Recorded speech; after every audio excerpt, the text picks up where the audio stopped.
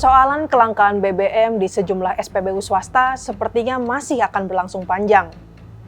Badan usaha atau BU swasta seperti BP, Shell, dan Vivo enggan membeli base fuel dari Pertamina karena mengandung etanol sebesar 3,5%.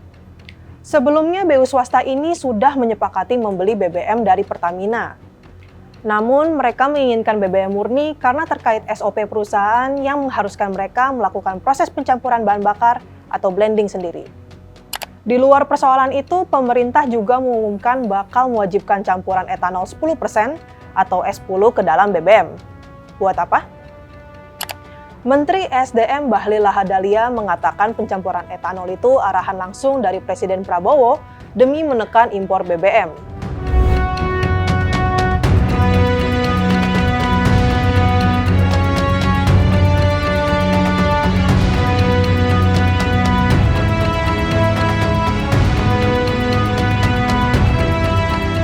Tapi penerapan S10 ini masih perlu persiapan dari bahan baku dan pengolahannya karena perlu uji coba yang cukup panjang. Terlebih lagi, saat ini belum ada pabrik pengolahan etanol dari tebu dan singkong yang mumpuni. Rencananya akan ada 2 pabrik etanol, yaitu pabrik etanol dari tebu di Merauke dan pabrik etanol dari singkong yang masih dicari lokasi yang cocok. Kendati begitu, pemerintah menargetkan pencampuran ini sudah berjalan di tahun depan. Nah, implementasinya kapan? Saya sudah diumumkan oleh Menteri SDM pada tahun depan, direncanakan kita sudah mulai pakai premium atau bensin campur 10%, Bapak Ibu sekalian. 10% etanol atau metanol. Nah, ini program pokok.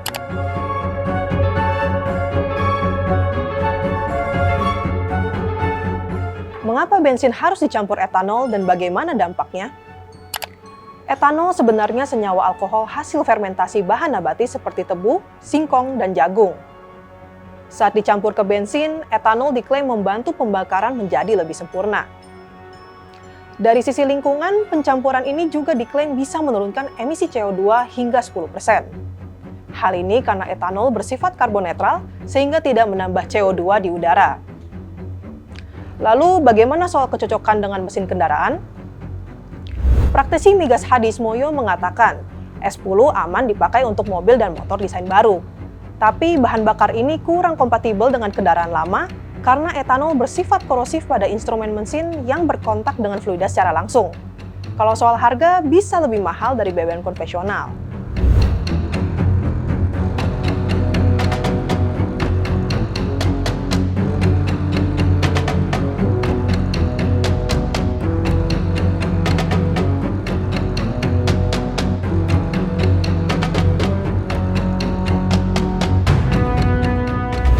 Pakar otomotif dan akademisi Institut Teknologi Bandung atau ITB, Yanes Martimus Pasaribu, secara spesifik menjelaskan, kendaraan yang aman bagi bahan bakar ini adalah keluaran 2010 ke atas.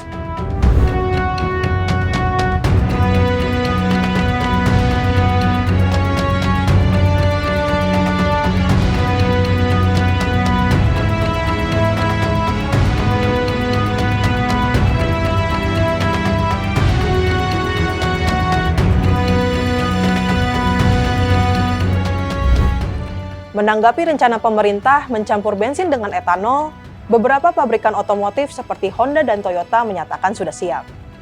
PT Astra Honda Motor atau AHM menyebut produk Honda sudah didesain dengan campuran bensin hingga 10%. Namun, AHM belum dapat memastikan secara rinci kendaraan tahun berapa saja yang siap dengan S10 dan mana yang tidak.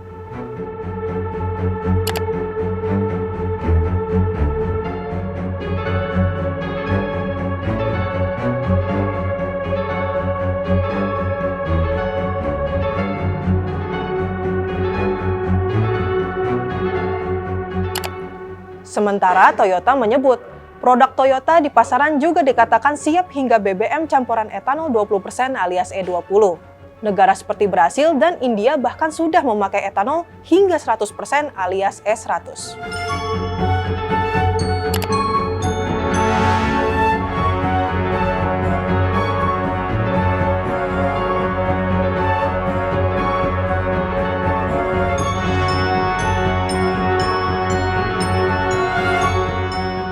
Lalu, realistiskah S10 diterapkan mulai 2026? Guru Besar Fakultas Teknik Mesin dan Dirgantara, Institut Teknologi Bandung atau ITB Tri Yus Wijayanto menilai kemungkinan besar belum bisa. Soalnya produksi etanol saat ini yang ada hanya sekitar 360.000 KL.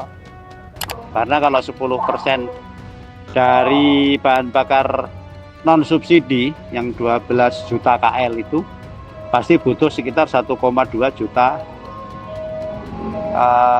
KL ya. Jadi nggak akan cukup. Selain itu, 360.000 KL itu tidak semuanya cocok untuk digunakan sebagai campuran bahan bakar. Karena masih ada yang diproduksi untuk kepentingan minuman keras, untuk kepentingan farmasi, obat-obatan, dan sebagainya. Jadi menurutnya hal yang harus dilakukan dahulu adalah menambah jumlah pabrik etanol. Implementasinya mungkin baru bisa pada 2026, itu pun hanya untuk bahan bakar non-subsidi. Bahan bakar subsidi itu juga menduduki 70% dari konsumsi total bahan bakar bensin di negara kita per tahunnya. Dengan demikian, menurutnya target 2026 itu tidak mungkin. Senada, pengamat ekonomi energi Universitas Padjadjaran, Yayan Satyakti, juga menilai Indonesia perlu melakukan blending gasolin untuk mengurangi ketergantungan terhadap fossil fuels, khususnya gasolin.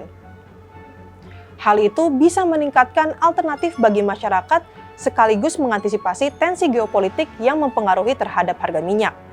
Artinya feedstocknya itu walaupun potensinya ada tetapi tidak ada di pasaran dan itu digunakan oleh industri, itu tidak akan menciptakan keekonomisan dan juga tidak akan memberikan substitusi yang baik.